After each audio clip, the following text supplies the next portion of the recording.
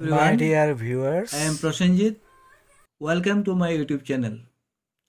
My dear students, today I am going to start lesson 5, Louis Pasteur, class 8, Sunbeam English Reader 3.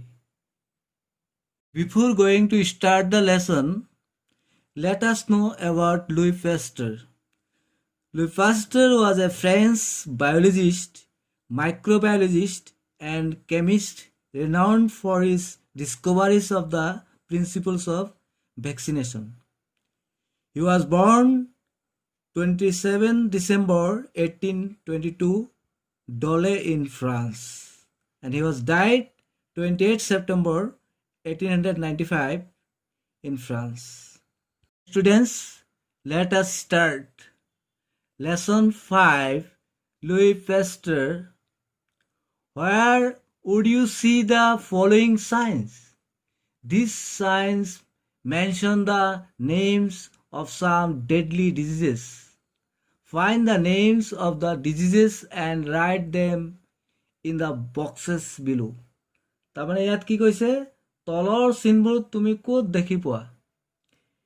এইবোৰে কিছুমান মাৰাত্মক ৰোগৰ নাম উল্লেখ কৰে। ৰোগবিধৰ নাম উলিয়াই আমি বাকচত লিখিব লাগে। Let us focus on this. Beware of animal bites. They may cause rabies. তাৰমানে জীৱ জন্তুৰ কামোৰৰ পৰা সাৱধান হ'ব লাগে। সিহঁতৰ জলাতংক বেমাৰ কাৰণ হ'ব পাৰে। তাৰমানে তেনেকৈ জীৱ জন্তু কামুৰিলে আমাৰ জলাতংক বেমাৰ হ'ব পাৰে। তো what you have to write here, আমি ইয়াত কি লিখিব লাগিব? ৰেবিছ, এইটো লিখিব লাগিব, RABIES। ফ'কাছ অন দিছ, আমি এই ছবিটোৰ পিনে চাব লাগে। The Anopheles mosquito is a carrier of malaria. তাৰমানে এনিফিলিছ মহে কি কৰে? মেলেৰিয়া বীজাণু বহন কৰে। কি ফুড এণ্ড ৱাটাৰ কভাৰ্ড, আমি খাদ্যবস্তু আৰু পানী ঢাকি ৰাখিব লাগে। ইউজ ৰেপেলেণ্ট, ৰেপেলেণ্ট মানে আমি নিবাৰক কিবা দৰৱ বা কিবা ব্যৱহাৰ কৰিব লাগে মহৰ কামৰ পৰা বাচিবৰ কাৰণে। শ্লিপ আণ্ডাৰ এ মস্কিটো নেট, আমি কি কৰিব লাগে? আঁঠুৱা ব্যৱহাৰ কৰিব লাগে শোৱাৰ সময়ত। তাত কি হ'ব আমাৰ? এই বাকচত কি লিখিব লাগিব আমি? মেলেৰিয়া, এইটো লিখিব লাগিব, MALARIA, এই মেলেৰিয়াটো ইয়াত লিখিব লাগিব।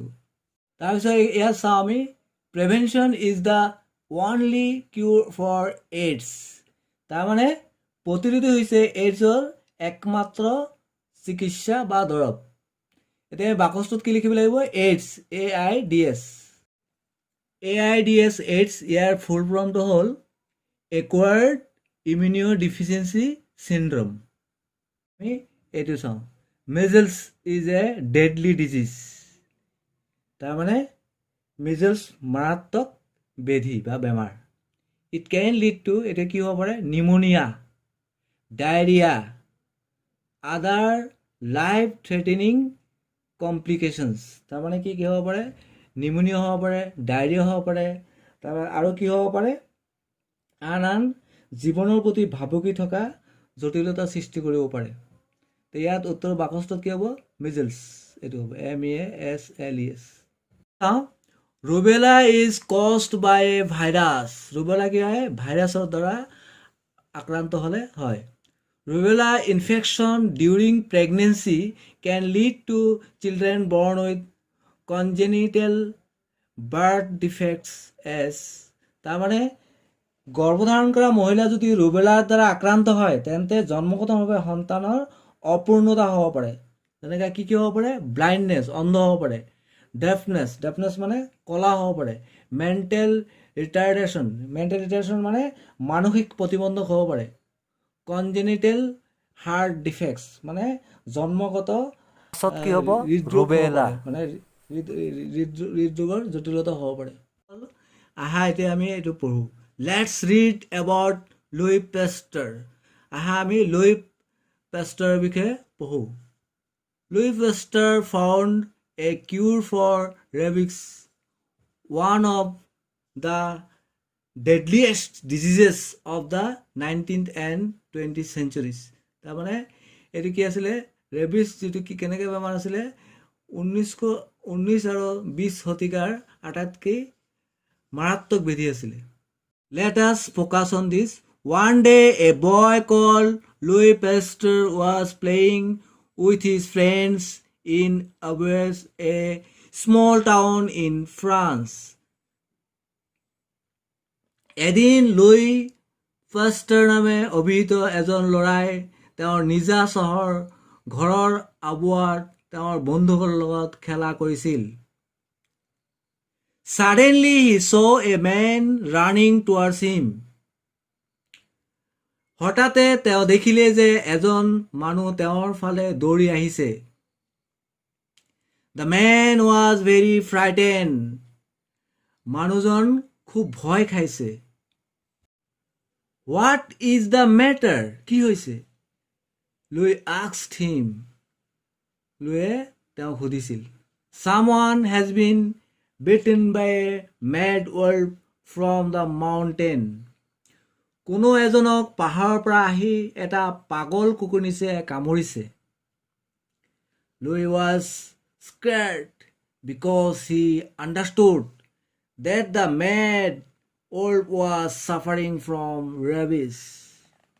Louis হতচিকিত হ'ল কাৰণ তেওঁ বুজি পাইছিল যে কি পাগল কুকুৰনিছে জলাতংক ৰোগত ভুগিছিল. আমি এই পেৰাগ্ৰাফটোৰ পৰা সংক্ষেপে ইংৰাজীত কি বুজি পাইছো ইংৰাজীত শিকোৱা হয়. One day Louis Pasteur was playing with his friends in his hometown Aubers in France. Suddenly he noticed that a man was running towards him. Louis wanted to know what the matter was.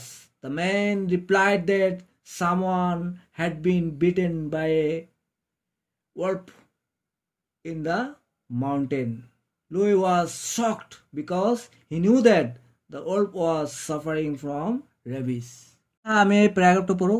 Rabies is a viral disease that causes inflammation of the brain in human and other mammals.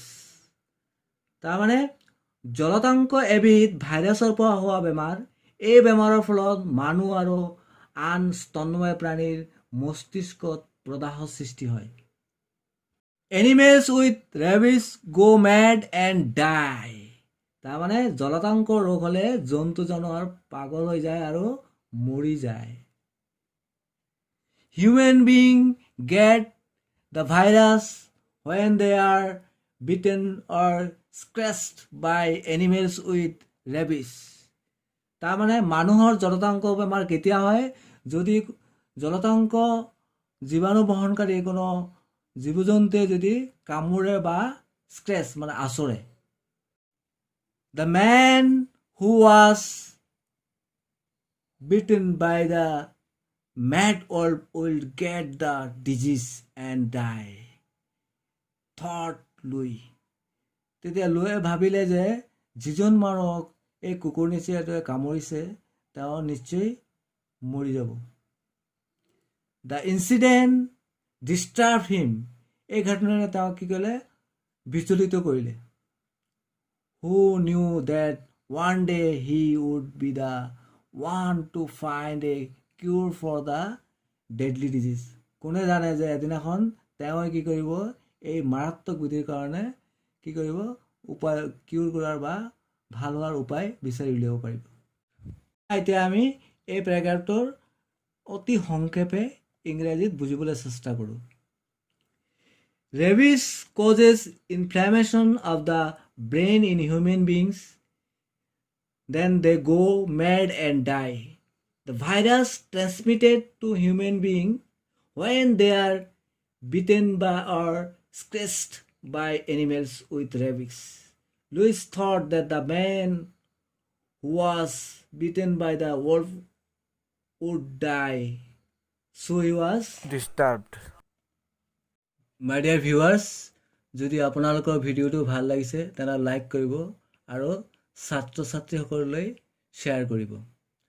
মৰমৰ ছাত্ৰ ছাত্ৰীসকল, তোমালোকে ইমানলৈকে আজি পঢ়িলা, তোমালোকে বুজিলা চাগে, আৰু পৰৱৰ্তী খণ্ডৰ কাৰণে মই আৰু এটা ভিডিঅ' বনাম, তোমালোকে চাই থাকিবা। চ' কিপ ৱাচিং, থেংক ইউ।